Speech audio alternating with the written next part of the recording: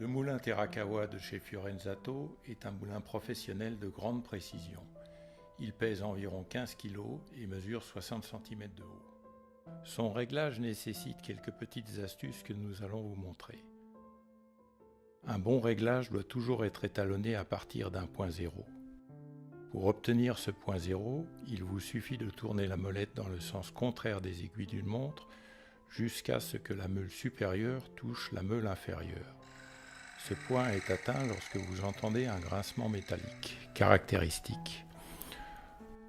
Vous revenez ensuite en arrière pour choisir votre mouture. Pour cela, vous placez les chiffres devant le bec verseur.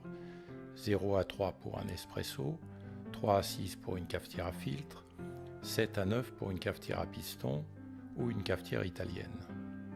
Sur certains moulins, une petite vis sert à bloquer la molette. Elle peut être vissée et dévissée à la main. Cette vis peut parfois être remplacée par cette petite pastille sur laquelle il faut appuyer vers le bas pour libérer la molette. Voyons maintenant l'entretien du moulin. Vous pouvez démonter la partie haute du moulin en dévissant complètement la molette. Pour ça, vous tournez dans le sens des aiguilles d'une montre.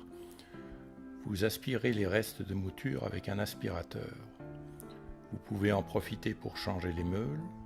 Pour cela, il vous suffit de dévisser les 3 vis de la meule supérieure et les 3 vis de la meule inférieure et de les remplacer par des meules neuves.